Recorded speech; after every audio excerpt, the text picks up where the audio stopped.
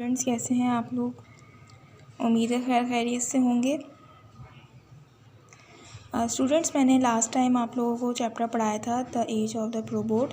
तो उसका मैं आपको 5 ईयर आज सॉल्व करवाने की कोशिश कर रही हूँ, थोड़ा समझा भी रही हूँ कि 2020 रेगुलर प्राइवेट में आपके पास ये आया था सीन कॉम्प्रिहेंशन।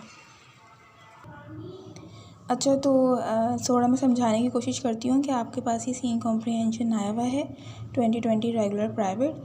तो यहाँ तक कॉम्प्रिहेंशन है। उसके बाद कुछ सवाल हैं, ये सवाल आप लोगों को देख के लिखने हैं। थोड़े से आपको पढ़ना पड़ेगा और फिर समझ के अपने वर्डिंग्स में लिखने हैं, ठीक है। अच्छा उसके बाद एक क्वेश्चन नंबर डी है, इसमें ट्रू फॉल्स बताने, तो ये मैं आपको करवा देती हूँ। The man of age of probot reads headlines of the morning news in the newspaper, this is a false. क्योंकि उसने न्यूज़पेपर में न्यूज़ नहीं पढ़ी थी, उसने कंप्यूटर पे पढ़ी थी अपनी न्यूज़, ठीक है। कि ग्रॉस नेशनल प्रॉफिट जो है वो 15% इंक्रीज़ हुआ है और बेरोज़गारी का तकरीबन ख़ात्मा हो गया है। द हाउस होल्ड, दूसरा है the house hold robot teach his children maths and other subjects true. कि उसका जो हाउस होल्ड रोबोट था, जब अपने सारे का उसको इंस्ट्रक्शन दे के जाता है कि जब काम हो जाए तो बच्चों को मैथ्स में और दूसरे सब्जेक्ट्स को में मदद करना, उनको पढ़ाना। फिर थर्ड वन है probot can look after the man's house, यानी जब वो शख्स अपने घर से ऑफिस के लिए रवाना हो जाता है तो जो प्रोबोट है वो उसका घर संभालता है, तो ये भी ट्रू है। अच्छा match the words in column A with their synonyms in column B. अच्छा ये भी आपके इसमें ही है, चैप्टर में ही सारी वर्ड्स मीनिंग लिखी हुई हैं, ठीक है। स्लम्बर कहते हैं नींद को, तो हमें मैच करना है कि स्लम्बर ये रहा स्लीप, तो आपने इसको मैच दी फॉलोइंग कर ली। Drifted, be carried slowly by a current of water और विंड। ड्रिफ्टेड का मतलब होता है बहुत आहिस्ता से किसी चीज़ में जाना, नींद की आगोश में जाना, या समझें कि आहिस्ता आहिस्ता जब नींद आती है तो उसका मतलब होता है drifted into a slumber, drifted into a sleep. विक्स कहते हैं किसी भी चीज़ को, किसी भी डील को बहुत तेज़ विक्स करना, रैपिडली मूव करना। तो टू टेक और मूव क्विकली, ये हो गया।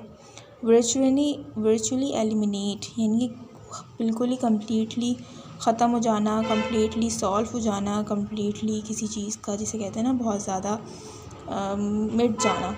तो जैसे कि इस प्रोबोट के चैप्टर में आपको ये पता चलेगा कि जब वो न्यूज़पेपर पढ़ता है तो उसमें देखता है ना कि बेरोज़गारी का कम्प्लीटली ख़ात्मा हो गया है। तो इसमें यहाँ पे भी वर्ड आया है कि that employment has been virtually eliminate, ठीक है।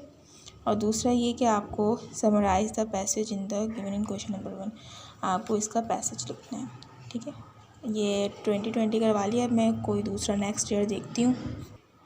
स्टूडेंट्स ये है 2014 प्राइवेट, इसका जो सीन पैसेज है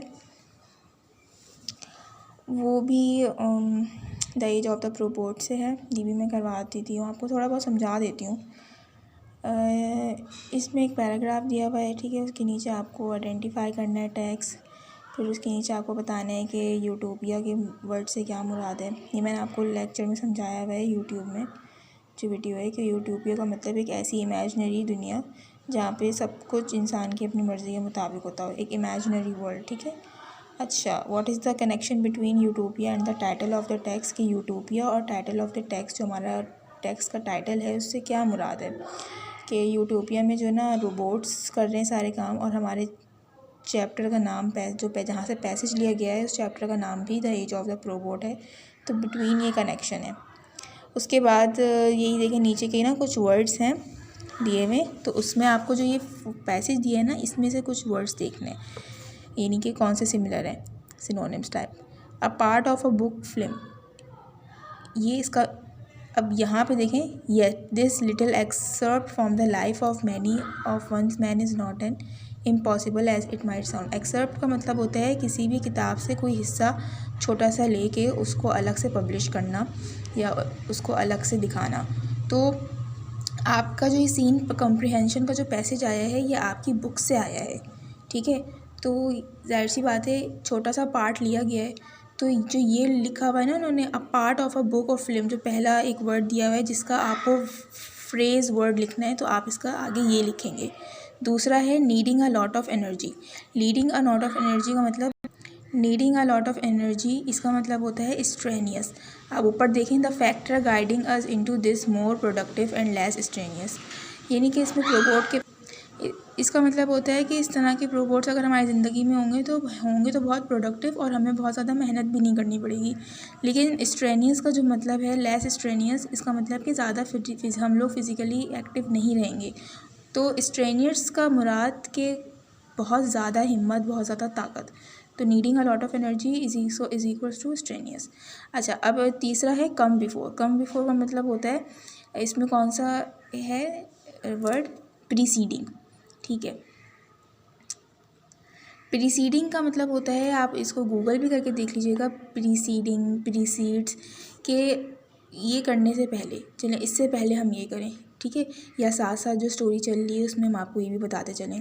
तो कोई भी चीज़ जो बताई जा रही हो या बताने से पहले उसके बारे में कुछ बताया जा रहा हो, तो दैट्स कॉल्ड प्रीसीडिंग, जिसका वर्ड बनता है कम बिफोर। तो ये मैंने आपको 2014 2020 के करवाए हैं। उम्मीद है आप लोगों को थोड़ा बहुत समझ में आएगा। अब हम नेक्स्ट चैप्टर पढ़ेंगे, ग्रामर का कुछ पढ़ेंगे, तो फिर उसका भी मैं आपको सॉल्व करवाऊँगी। ओके, अल्लाह हाफ़िज़।